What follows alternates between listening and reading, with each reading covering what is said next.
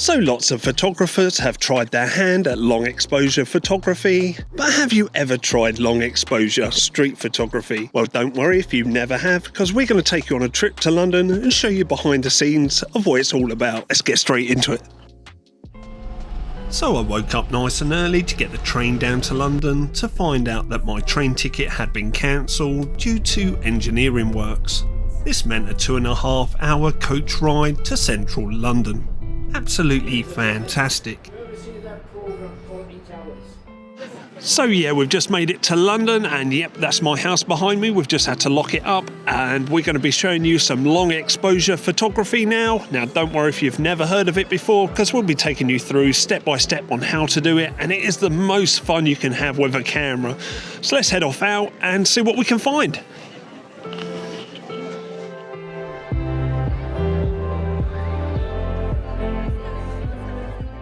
Now with long exposure street photography, there's 3 pieces of equipment that you're going to need. The first is obviously a camera and lens. Second of all, you're going to need a good stable tripod. And finally, an ND filter set. Now I'm going to be using a Freewell Variable ND filter because these, in my opinion, are the best on the market. And I'll show you exactly how to set them up right now.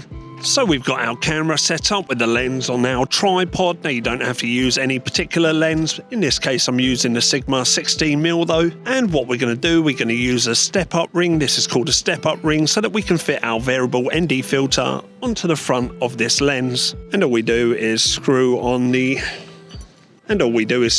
step-up ring onto the front of our lens. Now you have to make sure you get the right diameter step-up ring for the lens you're using. And then all you have to do is take your variable ND filter and stick it on the front of the lens. Right, I think I went through that a little bit too quickly there, so we're just going to run through it again. I'm using the Sony a6700 paired up with the Sigma 16mm f1.4. And the filters that I recommend everybody should use are made by Freewell. Now you can get 2 different varieties. The first is a traditional style ND filter set, and this comes supplied with various strengths of ND filters. Now I've made a whole review video about these, which I'll link in the description and in the top pinned comment. Now a traditional style ND filter set is fantastic when you have the time to really dial in the settings on your camera, but for street photography you need something a little faster. And that is why I recommend the Freewell version 2 variable ND filter. Not only does it come with the variable ND, it also has a circular polarizer also built in. Now Freewell may not be the cheapest filters, but in my opinion, they are the best filters on the market. Now if you're enjoying this video, hit that subscribe button down below. Now if you've never used a variable ND filter before, all you have to do is rotate it to restrict the amount of light that enters through the lens and into your camera.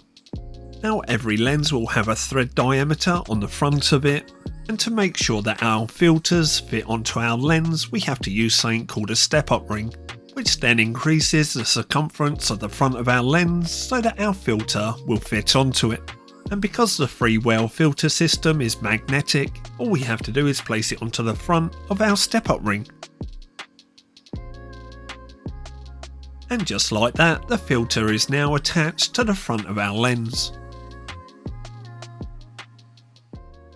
So there are a couple of things you're going to want to remember with your camera. The first is to make sure any type of stabilisation is switched off, because this is going to ruin your photos. Next is to... Shut up. Next is to set your camera to self-timer so you don't introduce any shake into your camera, and also make sure you're not leaving any shadows in your shots also. So now by rotating the Freewell Variable ND filter on the front of our lens, we can control the amount of light that enters our camera.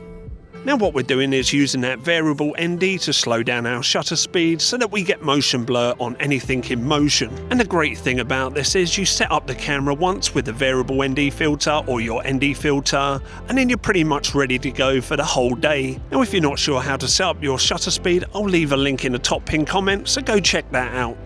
So by slowing down that shutter speed to around 1 second, we can get some really nice motion blur on subjects that are in motion.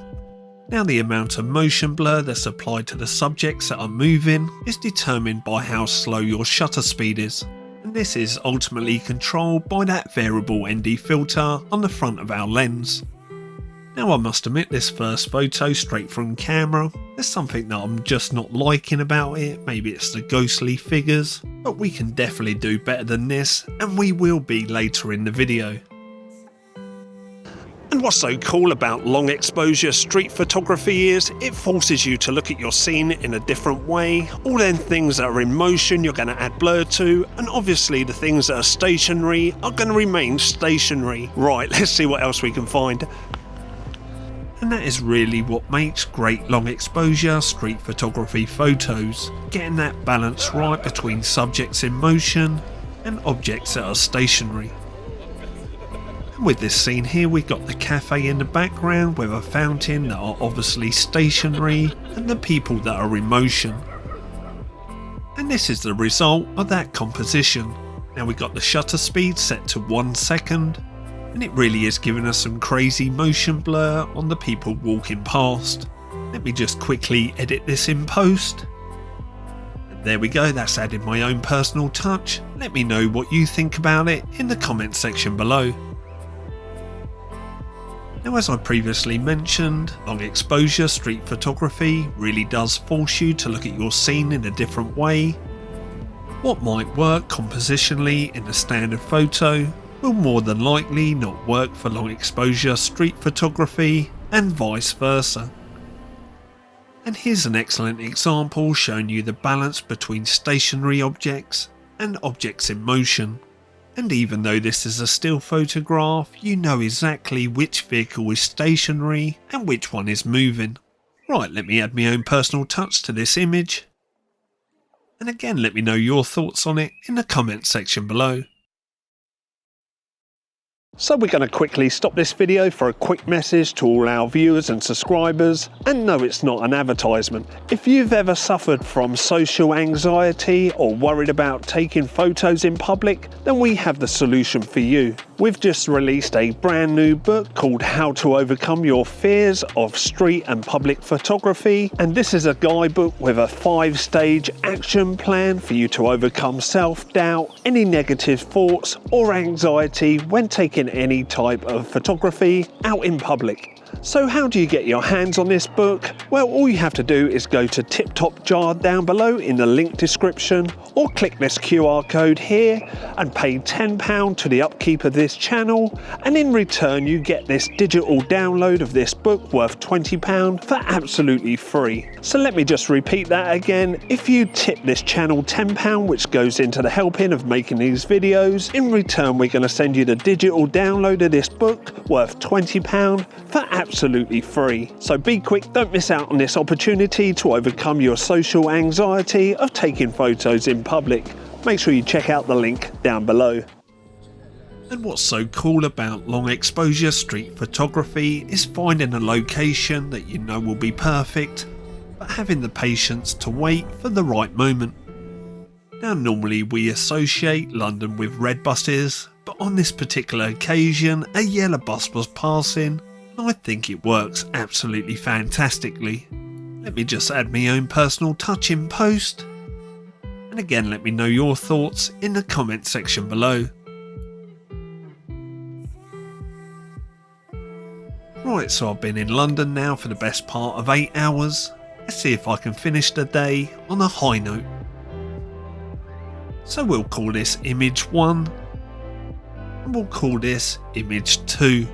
Once we join these together, we get image 3. That's right, a panorama joined together of long exposure photos. And what a way to finish the day off. If you have any questions, let me know in the comment section below. I'll leave links to the filters used in this video in the description and in the top pinned comment. If you want to claim your book on how to overcome your fears of street and public photography, click on the Tip Top Jar link in the description or in the top pinned comment and simply donate £10 to the upkeep of this channel, and in return we'll send you that book for absolutely free. And if you've enjoyed this video and got anything at all from it, please give it a big thumbs up If you have any questions at all, put them down below in the comment section. And if you want to see further content from myself, hit that subscribe button and we'll catch up in the next video. Thank you very much for watching. See you soon.